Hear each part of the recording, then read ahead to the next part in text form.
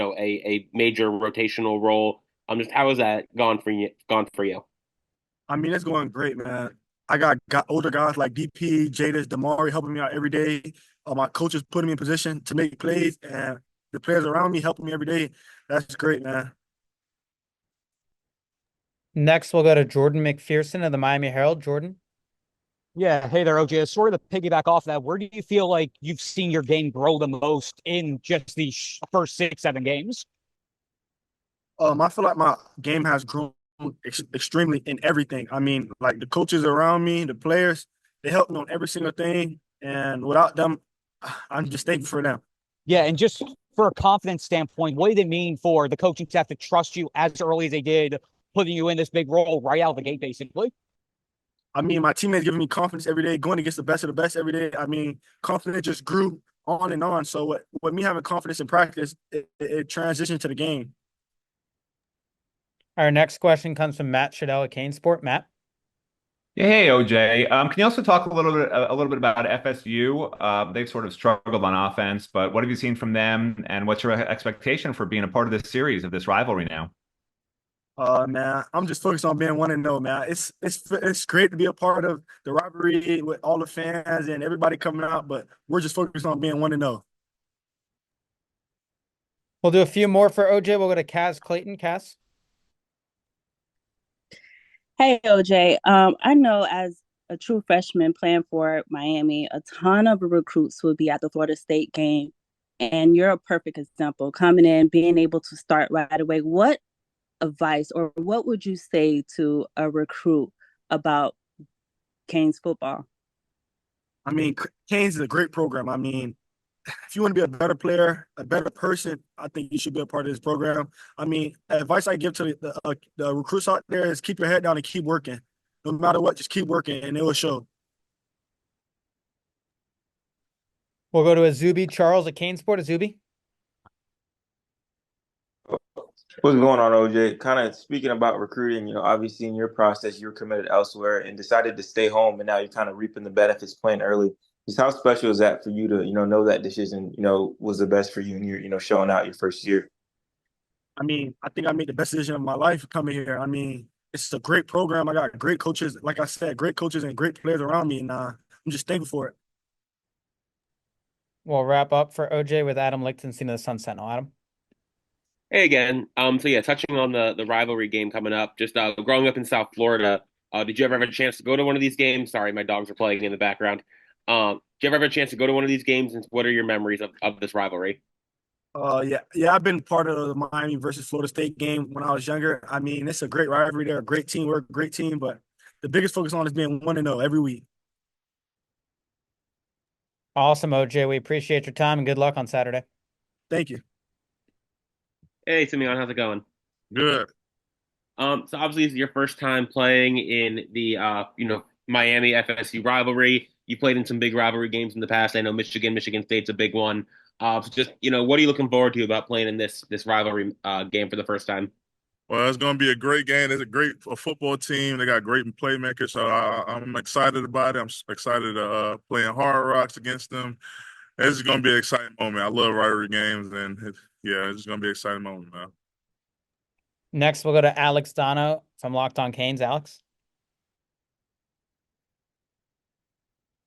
Alex. Oh, sorry. Almost couldn't unmute myself for a second. So, Simeon, what do you see from the Florida State Seminoles offense, and what are kind of your takeaways and your expectations for this Saturday?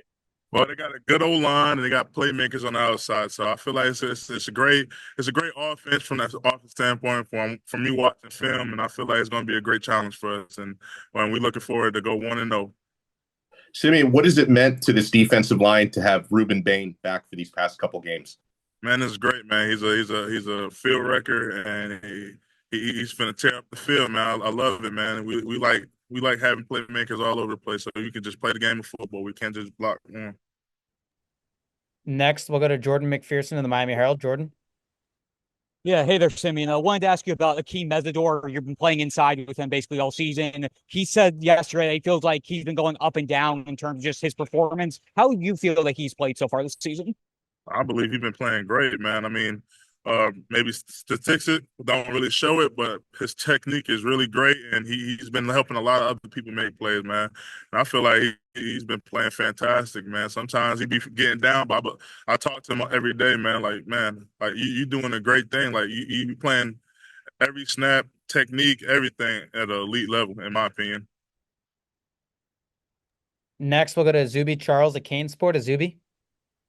So, I mean, just wanted to ask you, ever since ACC play started, you kind of turned your game to a different level. Just kind of talk about that, and where do you think your game has grown the most since you got to Miami? Well, man, just been learning the playbook more, and the guys around me helping me make a lot more plays. And this is playoff. Like every game is a playoff game. I look at it as we all look at it as. So we just got to go hard and make sure we just go 1-0, man. We'll do a few more for Simeon. Next, we'll go to Tim Reynolds of the Associated Press. Tim. Thanks, Josh. Hello, Simeon. This week I saw you guys got hooked up with some nice new headphones, courtesy of your quarterback. What's that mean that he's looking out for you guys like that? Man, it's great, man. He means he cares about us, man. Man, I haven't had headphones in a minute, man. He hooked me up, man. That's the guy. That's the GOAT right there, man. He said he gonna get us some Scat Pack soon. That's what he told us. I don't know. Thank you. Next, we'll go to Matt Shadell at Kane Sport. Matt. Yeah, hey Simeon, I'm not sure how I follow that answer, but I'm going to ask you about the defense's overall play. Just share your take on it. I mean, obviously some points given up and all that stuff, but what are your thoughts on maybe some of the issues, how you guys have done, if there's been some good things, and where you go from here? I mean, man, it needs a lot of fixing on every parts of the field, from the D line, linebacker, and secondary. I mean, we haven't played our best ball. We know that it's just communications issues, and I feel like we just got to all just hone in together, play together, and just keep on locking in and take it day by day. Anything else for Simeon? Awesome, Simeon. We appreciate your time and good luck on Saturday. Yeah, Cam Ward gonna give them Scat Packs, man. Let them know. All right, y'all. Hey, Cam, how are you? Doing good. I got two questions for you, Cam. The first, I don't know if you heard, but after you give the guys headphones, now you get the Adidas deal, and guys want Scatbacks from you. What's it like shopping for 110 guys? It's hard shopping for 110 guys. They just talked to me in the locker room about the Scat Pats, and we got some guys on this team driving better than Scat Pats. So they ain't getting no whip from me. They know that. I know you have been part of rivalry games before. I know that you, of course, understand what Miami, Florida State means, but now that you're in Miami, Florida State week for the first time, what have you picked up about this rivalry and what it means to the people involved that maybe you didn't know? Just the history of it, I would say. And I knew that even when I chose Miami, the rivalry with FSU. So I'm just excited that I finally get to play one of these games. The guys who've been on this team for full 4 years since Coach Chris Balls got here, they're excited for the game. So we get to go play a good football team on Saturday. What else could you ask for? So I'm just excited to see Hard Rock. Have a lot of people, have some people in the stands wearing orange, so it's gonna be a good environment. Thank you. Next, we'll go to Adam Lichtenstein of the Sun Sentinel. Adam. Hey Cam, how's it going? Good. So yeah, with the Bose deal and the Adidas deal, all that stuff kind of coming out this week, just how do you stay focused on football and keeping your attention there while all this kind of the NIL stuff's all kind of happening too? Doesn't bother me one bit. All that stuff, I've it's been done. It's just finally getting out there now. So, my mind's always been on football. Football is the reason why I want to make a living out of my life. And I know what I have to do on the football field. None of the other stuff outside means nothing to me. Doesn't mean nothing to our building, but winning football games. So that's the only thing I care about. And I guess how much do you think playing at UM and succeeding at UM has helped you with that? I mean, obviously, no offense to Washington State, Miami's obviously a bigger market and a bigger brand than the Cougars are, and then Pullman, Washington is. Well, I think Miami always had a lot to do with it. Just because, like you said, the brand that Miami has. That was really the biggest thing I would say. Just the brand had a lot of impact on it, but I'm blessed though, to be in this position to do stuff for like this, for my team and for myself. So, I wouldn't trade this position for nothing. At the end of the day, I'm trying to go 1-0 this week, play football. It's the only thing I care about. Next, we'll go to Matt Shadell at Kane Sport. Matt. Yeah, hey Cam. Can you talk a little bit about the run game getting going? I know obviously you can audible the line and stuff. How much more dangerous does it make this offense if the run game can keep getting yards and chunk plays the way it did this past game?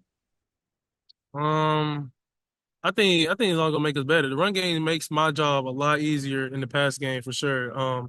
Especially with the O line we have. They're very good in the run game. They're very good in the pass game. They're one of the best O lines in the country. I think this was the game that it was just turned up a notch.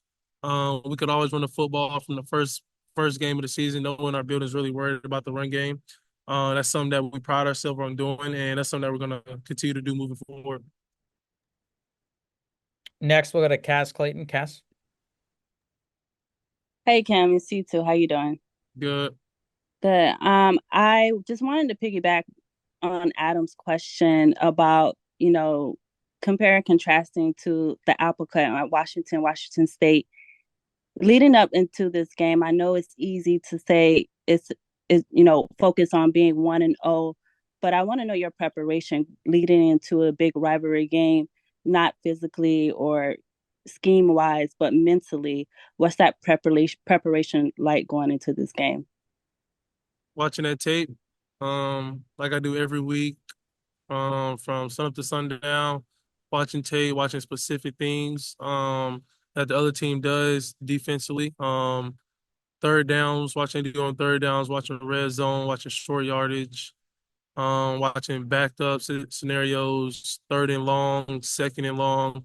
The more I do that, I think we can just put ourselves in a better situation when we get in those situations in the game. So, nothing really changes preparation wise. I prepare the same every week, and I just go from there. We'll do a few more for Cam. Next, we'll go to Zuby Charles at Kane Sport. Zuby. What's going on, Cam? Just wanted to ask you about that touchdown pass you had to Jacoby George. Really similar to the one that you guys, connected on in Florida. They dropped like 8 in coverages. Run me through that play, what you saw and everything. I checked the concept out there to JG, Strep, and Zay. Um, they ended up they played the coverage that I wanted versus it, but they dropped back so they couldn't get into their routes as fast. But we rushed three against one of the best O lines in the country. They're gonna give me all day in the world. And then scramble drills is something that we practice in the receiver room. They go to open space, they find it, and the O line they did their job protecting. I did my job putting the ball in the play. JG he made a great catch in the back of the end zone. Next, we'll go to Adam Lichtenstein, the Sun Sentinel. Adam. Hey again. So, yeah, on the topic of the actual, game coming up, just what have you seen from FSU's defense? I know the team's obviously struggling, but just what have you seen from them in the secondary and on their defense? They got a very good defense, honestly. Their D line's one of the best D lines out there. The secondary is very good. The linebacker core is very good. But I think the main thing for us is just executing our base plays, executing plays that we're put into the game plan. If we do that and just consistently get first downs, it'll take care of everything else. And then really just be physical. I think we be physical, we'll set ourselves up in a good situation during the game. And if we do those things, I think it'll help us be successful on offense. We'll wrap up for Cam with Tim Reynolds of the Associated Press. Tim. Cam, I also wanted to ask you about one specific play from the Louisville game. Damian kind of goes up the middle and drags guys 5 or 6 yards, and the whole line jumps in and pushes the pile another 5 or 6 yards. How cool was that play from your vantage point? It was good to see. I thought he was gonna score that one too. That boy Dane was running good. Mark was running good. The O line, even after the play, like you said, pushing the pile and stuff like that. That's stuff that we emphasize in practice, though. So it's everything we do in practice comes to light in the game. So it's really just a routine play for us. And we just got to have more plays like that in the run game and in the pass game. Thanks again. Cam, we appreciate your time and good luck on Saturday. Appreciate it. Thank you. Hey, CC, how's it going? You doing good? How you doing? Good, good. So during last week's game, noticed a few times that they kind of switched things. Coaches kind of switched things up, moved Jalen to left guard, Markel at left tackle. I know you're obviously on the other side of the line, but you all work together. Just, what do you think, the benefits of that kind of lineup is? Um, it's really, you know, in between like the the depth that we got, to be able to play, because Markel earned his spot. He earned his spot to go with the ones, and we've seen that with a couple past games now, and I think coach still wanted to have Markel involved in that game, and it's just to give some guys some break. I know my side on the right side. I mean, we good, but a break should be would actually help us out. And then obviously, big rivalry game with FSU on Saturday. Last year was your first time playing in that game. Just what did you learn about the rivalry from last year? And is there anything that surprised you last year when you played in that game? Um, that game last year. I mean, it was just that we I don't know. It was kind of too far, and we're focusing on each game at one at a time. But that game last year, I mean, we ended up not coming home with the dubs like we planned to, but there was mistakes that needed the fixing. Um, and that's it. We're back and we're watching those films from last year, even this year, and we're always moving forward. Next, we'll go to Alex Dono from Locked On Canes. Alex. Hey, CC, you guys, of course, take a lot of pride in being physical and opening up running lanes. So, how great was it for the team to have their best rushing performance of the season last week? And what was it that was there something different about the running game last week? What was working for you guys? I mean, it was really nothing different. It was just that we needed to grind it out. It all starts with us up five up front, and we just need to clean up the pile so the running back can get a free lane to run. And the running back will do their stuff with the secondaries. There's no secondary can stop our running backs, and they're just playmakers. And we just need to open up that lane for them, and they'll just get active. We'll do a few more for CC. Next, we'll go to Cass Clayton. Cass. Hey, CC is C2. Just to piggyback off of that, right? Now, Rivers is back in the lineup. Last week, you guys had over 200 yards.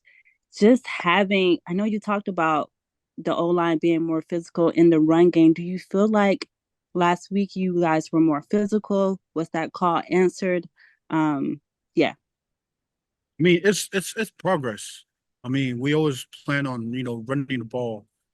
Just we have a really strong guy at the backfield, Cam Ward, and we also got some weapons on the running back, and we want to use them and use us as well. So it's just progress of being able to get back into the running game, because I know past couple games is just straight pass, and it was pass dominant, and we're trying to get back into the running game as well, so that way our team is not one dimensional. We always want to use all of our weapons. Also want to just ask about Rivers being back in the lineup, the difference or his impact of being back in the lineup. Yeah, Rivers is a really great leader, and him being added back to the line, he's he's very he's very how would you say impactful in ways of his leadership skills and his motivation to push us in, and and being able to show us like how it's done. He's really done like a good job with being a leader of example. Awesome, Thank CC. you. We appreciate your time and good luck on Saturday. Thank you.